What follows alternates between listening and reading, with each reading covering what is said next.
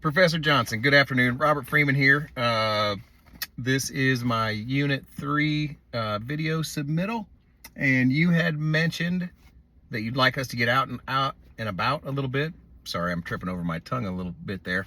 You mentioned you want us to get out and about a little bit so you can see some things, and I thought to myself, what would Professor Johnson truly want to see? And there really was only one thing that came to mind that I said, for sure, this is what she's gonna enjoy. So here we are, Bill Snyder Family Stadium.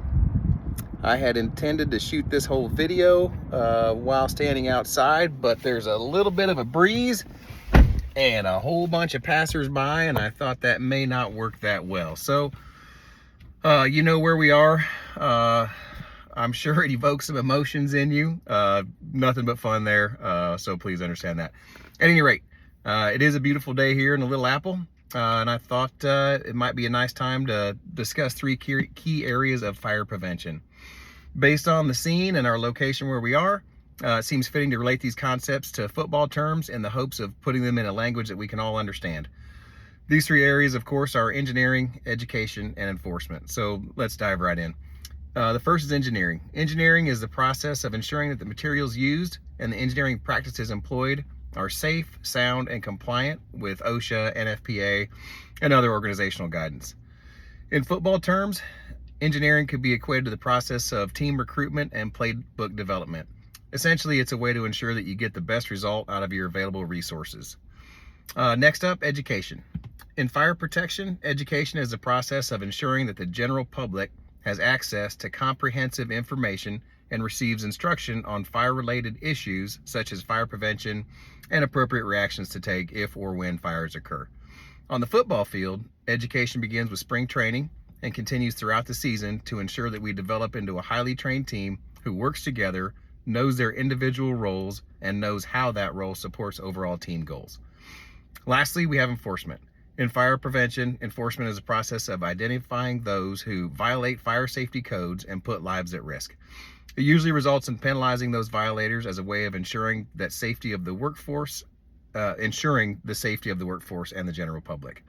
In football terms, enforcement can be compared to the referees on the field. The referees are there to enforce the rule book to ensure the safety of all the players in the game. The refs throw their flag and issue penalties when violations are identified.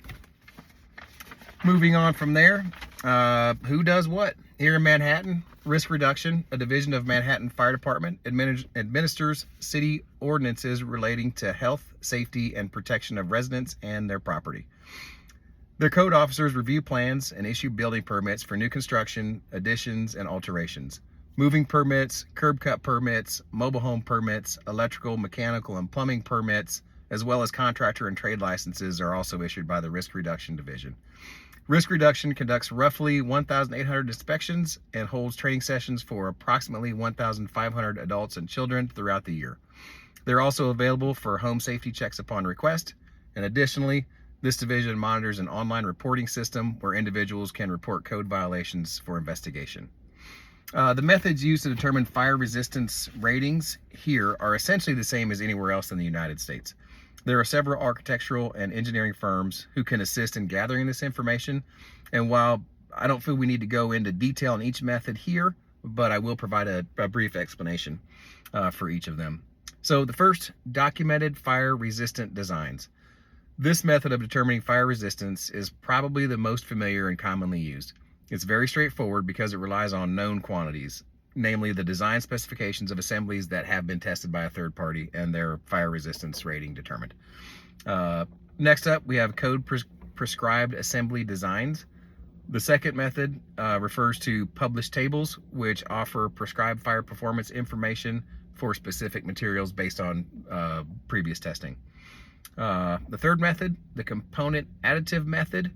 This method refers again to the table values we just talked about in method 2. And this data can be used to design an assembly with a calculated maximum fire resistance rating. Fourth, we have the engineering analysis method.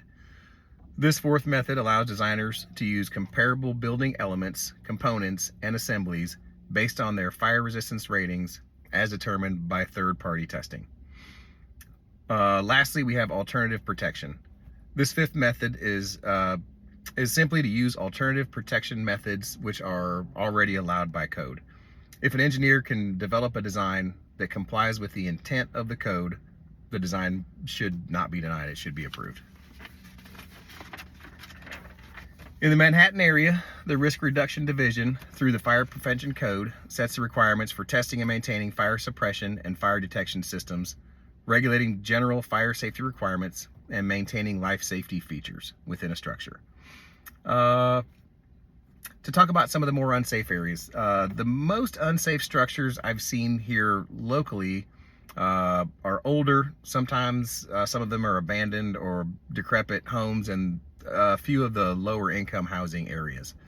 The homes in these older neighborhoods, I'd guess built around the 1950s, are very close together, and the streets are very narrow, and usually they allow side street parking on both sides of the road, which makes it difficult to even get a single passenger vehicle through those roads at times, particularly if you're meeting oncoming traffic. Typically they're one car wide at best. So I would imagine that would be very difficult to gain access with firefighting equipment, or at least would significantly delay the response. Now, additionally, based on the dates that those homes were built, those structures were built, I believe electrical codes were not as strict, so they were not as safe as they are now. Materials also, in many cases, weren't as good. Although you could make an argument that the legacy stuff does not ignite as quickly. However, I think the threat is there. I think we agree there is a threat there based on proximity, based on codes at the time, electrical codes at the time.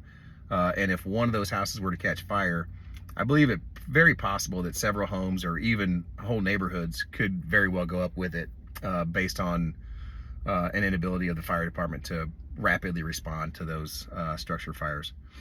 I'm not sure how you'd get in front of controlling that risk.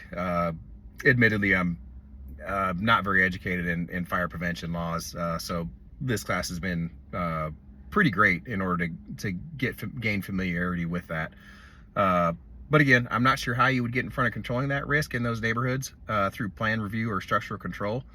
I think that probably the easiest method to reduce the risk in those neighborhoods would be to enforce stricter parking rules to allow more unrestricted access for emergency responders, and potentially you could force code upgrades or updates rather during any real estate transactions of those dwellings.